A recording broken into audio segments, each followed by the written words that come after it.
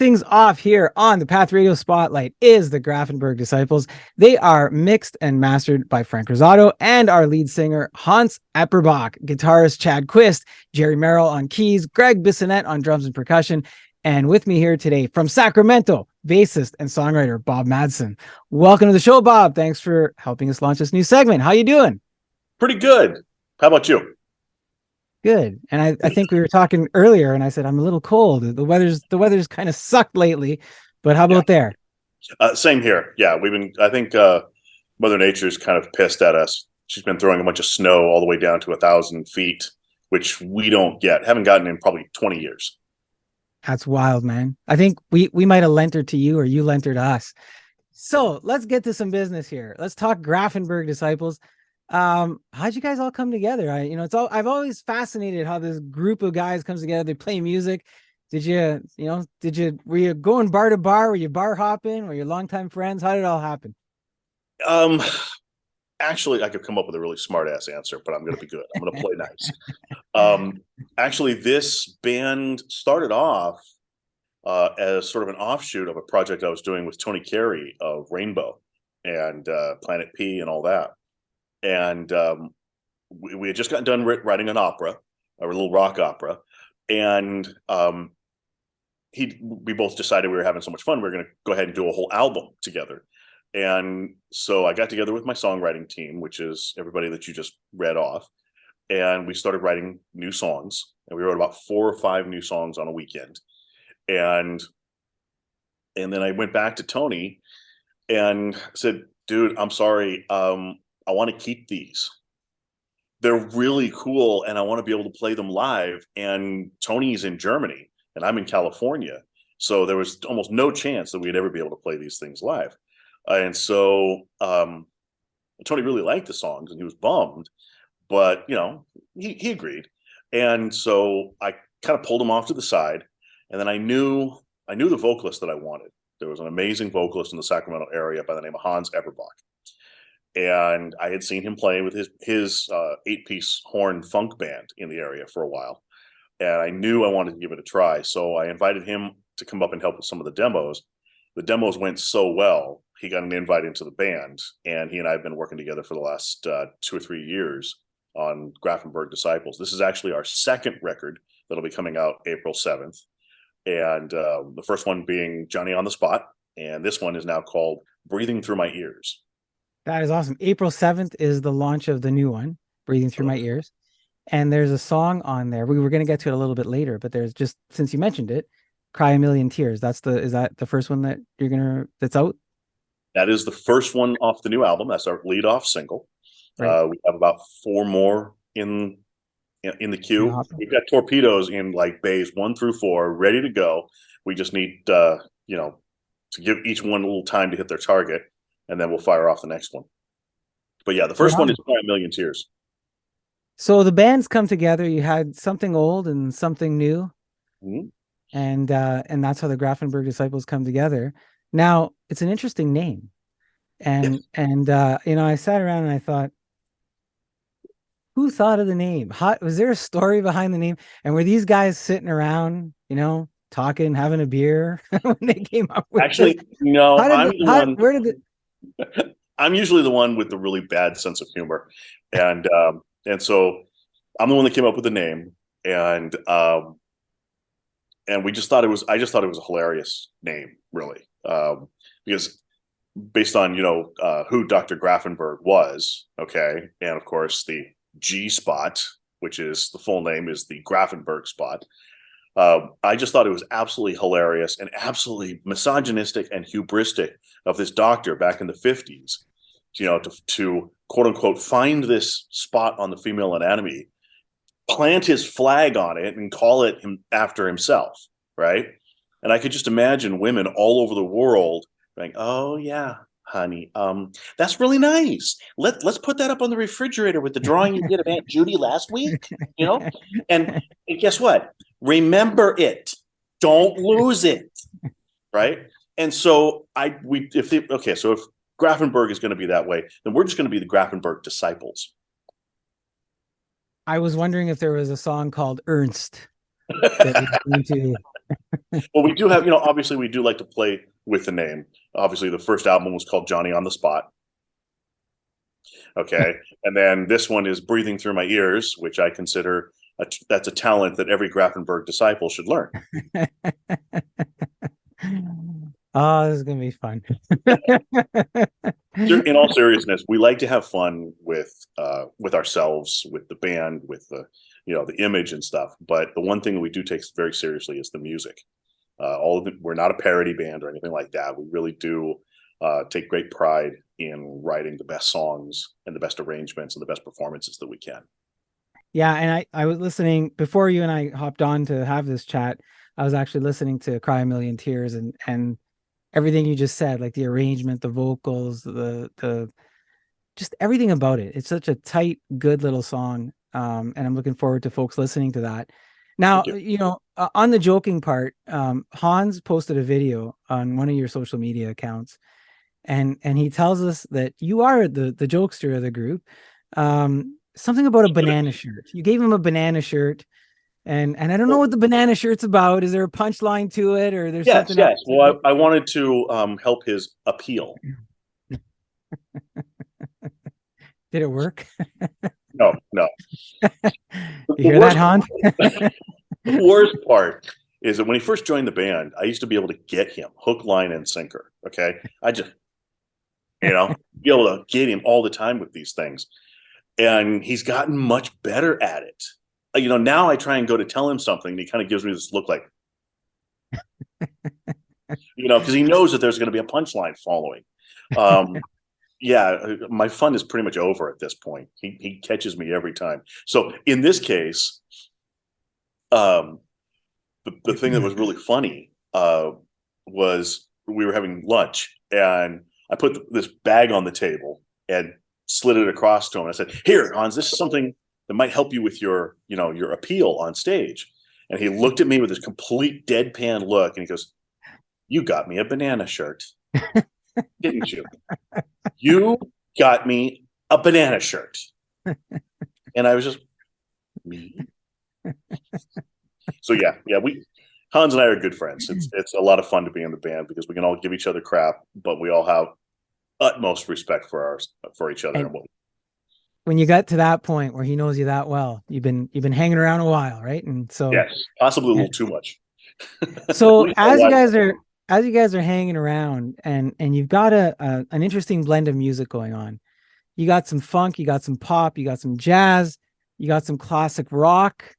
Um, do you find that you lean, to one more than the other of those, or is it something deliberate or purposeful as you pull different elements to each song, or does it just kind of happen? I would say no, no, and yes. Um, in a way, I have musical ADD. I get bored. Okay, so I have a lot of different bands, a lot of different projects, and this is sort of my bucket list band. Okay, um, although you could actually replace the B with an F, but that's another thing. Um, the idea is that we just get to do whatever we want whenever we want. Okay, so the guys will come in and we're doing, you know, a songwriting session. The guys will come into the studio and, you know, they're kind of looking at me with, okay, oh shit, what are we going to do today? I'm like, hey, let's do a samba. And they're like, okay. And then we write this song and, you know, it turns out to be a samba and we have a great time with it. Matter of fact, there is actually a samba song on the first album. Okay. A song called The Girl with the Broken Smile. And it's like one of my favorites. And this really what this project is these guys are so good. They are literally the cream of the crop, the top of their class on their respective instruments. And as a result, there really isn't any sort of musical style or technique or texture or sound that's off the table. So I can kind of go through this bucket list in my head of all of these influences that I'd love to try and love to touch on. And I'll throw these things out and they might roll their eyes a bit, but then they'll go in and thought, oh yeah, that actually works. So we get this wonderful melange of influences, flavors, tastes. And then I'm stuck with the task of writing the lyrics over the top of it. which is a challenge. Interesting. So music first, lyrics after. Yes. Yeah. And a lot of spontaneity, it sounds like in the It can be, creation. yes. Yeah, we Yeah. can, but we move so fast.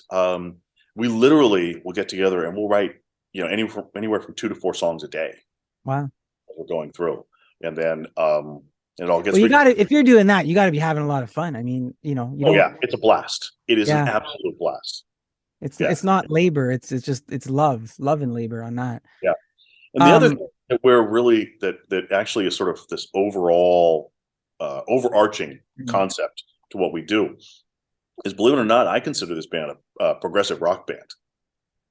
Because and it's not progressive in the Dream Theater or Yes or Genesis style, but it's progressive in like the Peter Gabriel style, where he's drawing from numerous influences and world musics and all this kind of stuff, and he's writing literally whatever he wants to write.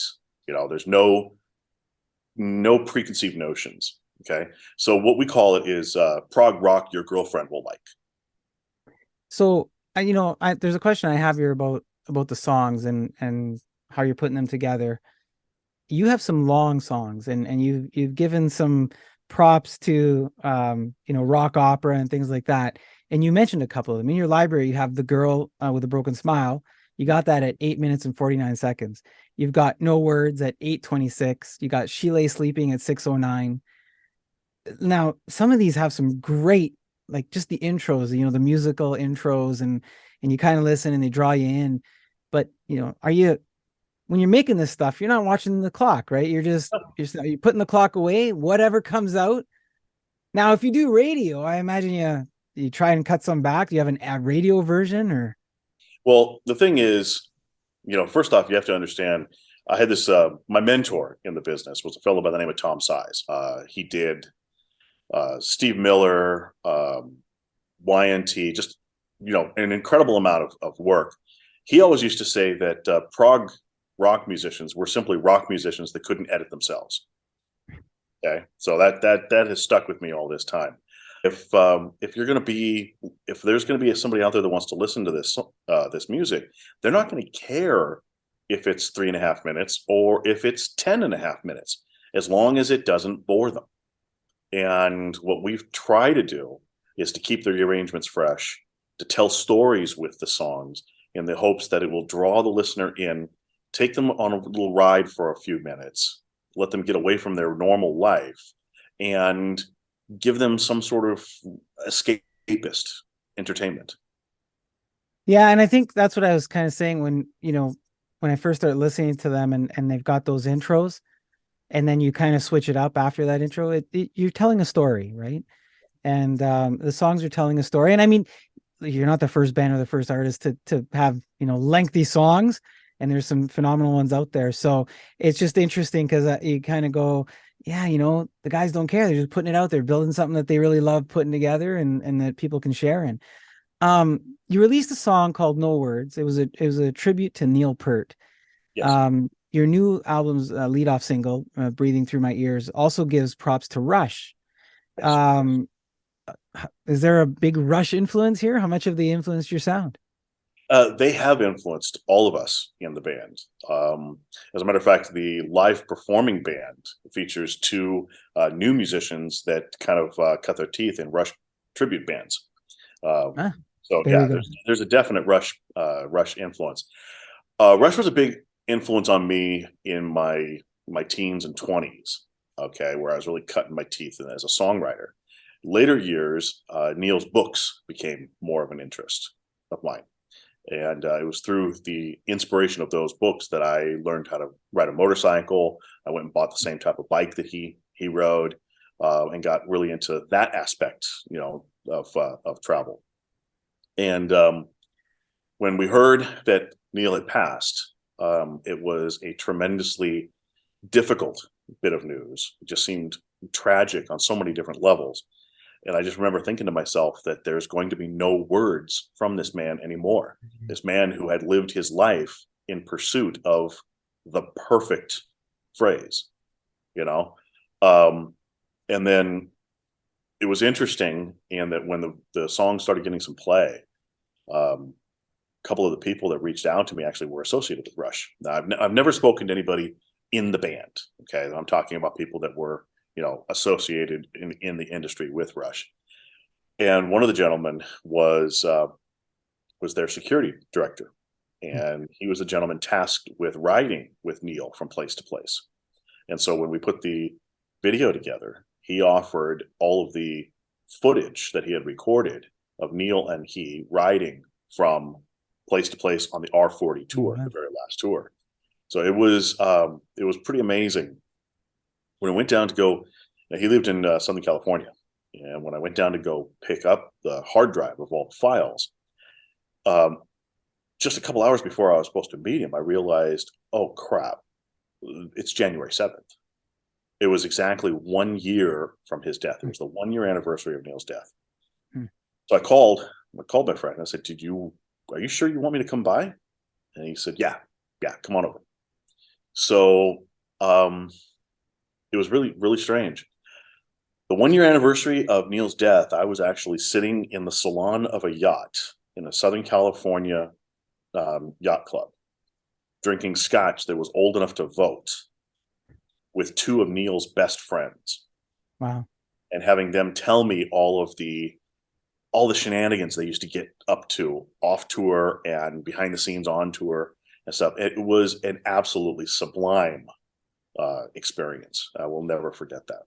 And it was, the boat was only about 15-minute walk from my hotel, but after all the whiskey, it was a 45-minute walk back. The difference was staggering. In many aspects, there were no words, were there? Yeah, no, certainly no intelligent ones. Now you mentioned we talked about "Cry a Million Tears." It's your new single. I just think it's such a melodic song. What's going on with that? What lyrically, musically, what's going on with that song that we're going to listen to? That song was my attempt to meld a couple of different influences, a couple of different things I wanted to do. One was, I grew up a child of the 70s with these wonderful Motown and, Muscle Shoals sad songs, this classic breakup sad song. And I wanted to do something like that, but I wanted to meld it with a little bit of a Mark Cohn flavor. It was another big I'm a big fan of his. And then also to combine it with sort of the storytelling and the lyrics of Derek Dick from Marillion. And again, there's that progressive element creeping in. And, Cry a Million Tears was sort of the outcome of that whole mess that got put together. But in the end, it actually came out to be one of our favorite songs. We're really looking forward to playing it soon. Yeah, it's just got this it's got a bit of a howl, and it's just got this melody that just kind of brings you along, and it's got some power in it. And I'm excited for folks to listen to it. Look, if no one has listened to any of your songs before, and you could say, look, just listen to this one song, which one would it be? Oh, that's unfair. That's just not a fair question. I know you got a lot of babies, but I'm telling you, I know they're all my kids. I know. Geez, what would Cry a Million Tears actually would be a really good way to dip your toe into the mess that is Grafenberg Disciples. Okay. Mess. Yeah. Oh, we're a mess. We're just a mess. There's that one. No Words is also really good. She Lay Sleeping is just downright sexy. We got our little Justin Timberlake thing going on there. And I don't think I've ever thought of myself doing Justin Timberlake before. That's kind of strange. But we have, it's kind of a sexy song, but it's a little jazzy and stuff like that. We have some, if you want to hear more of my flippity flappity bass playing, that stuff would be really good, well represented by The Man Who Would Be King. Okay. Which is actually going to be the first song that we're going to do on our performance, April 7th. We got a record release party and live performance, the very first one for the band. Right on. We're going to open with The Man Who Would Be King, which is sort of my ode to Mark King of Level 42. I play in that very much that style of bass, and so yeah, I got my Mark King on for that one.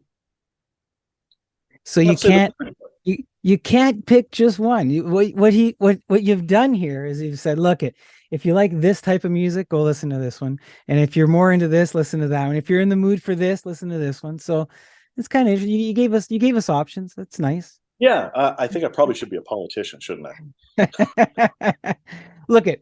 Speaking of politicians, what do you want listeners to remember when they listen to the Grafenberg Disciples? How to buy it? Where can they buy it? Okay, so I'm going to make a little plea here. Okay, it's available. It's the first album is available everywhere. Okay, any place you like to go to either download or stream music, we're there. Okay, that's not a problem. The new album will be available as well, April 7th, on all those favorite sites. But on all those favorite sites, big corporations like to take a nice big chunk. Okay?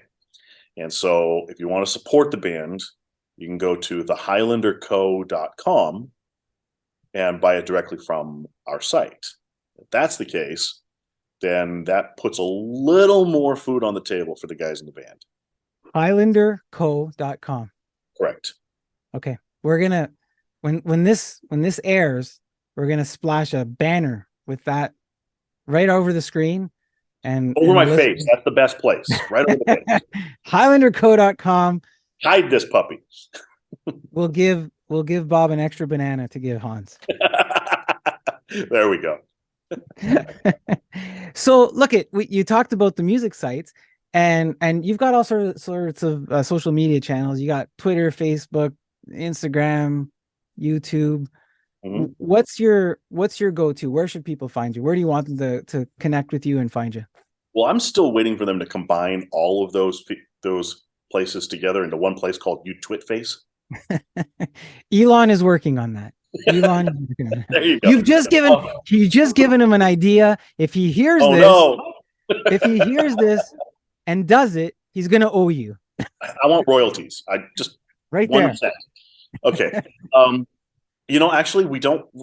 I've got a really good team on my record company, and so we have lots of different ways to kind of stay in touch with us. We'd like it if you had tried them all. Okay, but basically, wherever you're comfortable with and wherever you like, go ahead and go there. If you're my age and you're a Facebook guy, go there. If you're an Instagram kid, go there. We're all over the place. We are definitely trying to build up those pages and those types of followings. So give us a like, give us a follow. I don't even know what you do on TikTok. That's just beyond me at this point. I didn't even mention. Are you on TikTok? Yeah, we are. Yeah. Huh. I'm told we are. I'm kind of old for that kind of stuff. Now I'm gonna see. I figured you'd give me just one, and I'd splash the one. Now I'm gonna have to splash 6 of them on here. Jeez. If you want, because I'll probably see it more. Would be Facebook. Facebook. All right. Yeah. No, I'll still include all of them. We got to make sure everybody's covered. So there you go. Thank you. So look, you talked about April 7th. You're doing the live show and the kickoff of the album. Are you going to do a little tour after? Is there more music coming? What's going to happen? Yeah. So our future plans are definitely to get out on the road. Okay. But we have to see how this first one goes to see whether, we don't fall on our faces or if the audience will like us. Okay. I mean, we like ourselves, but that doesn't fill stadiums. So we're doing that, but we also have a number of videos coming out for other songs that we're really quite proud of. Some of them are going to push some boundaries. Some of them are going to be in some different styles, some things that you wouldn't necessarily think of. The first one, Cry a Million Tears, featured Eve Mauro off of NCIS and The Oath and Cypher and a bunch of different movies that I can't even remember.